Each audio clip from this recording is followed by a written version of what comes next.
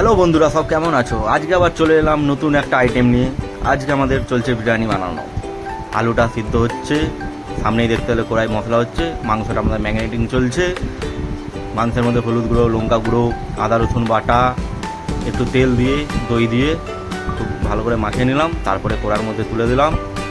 মাংসটা এখন কষা হবে, একটু নাড়ানাড়ি করে দিতে ভালো করে। এই পাশে চলছে আমাদের বিরিয়ানির চাল সিদ্ধ।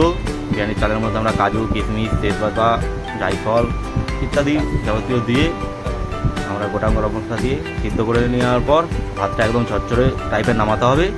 নামিয়ে দেওয়ার পর এবার দেখো আমরা ডেকচির মধ্যে কীভাবে ভাতটাকে সাজাবো, সাজিয়ে দমে দেওয়া হবে।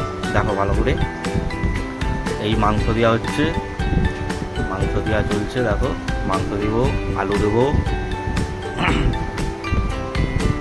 এরপরে আমরা দেবো বিরিয়ানি মশলা, একটু দই, একটু দুধ।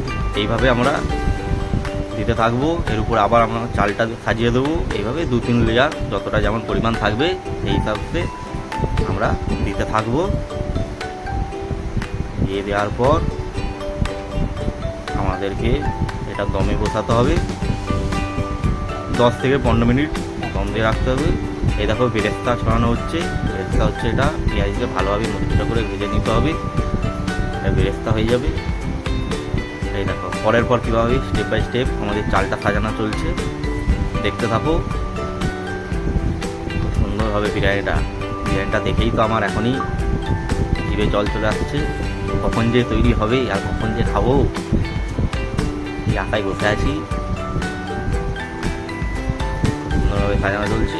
আমরা আমাদের 4-5 জনের মতো এটা বানিয়েছিলাম। 1 কিলো চাল, 1 কিলো চিকেন দিয়ে আমরা এটা বানিয়েছি। মোটামুটি এটা 7-8 জন খেতে পারবে। পরে আবার অন্য একটা ভ্লগে আমরা আসবো তোমাদের সাথে। এটা এখন এটা শেষ পর্যায়ে চলে এলো।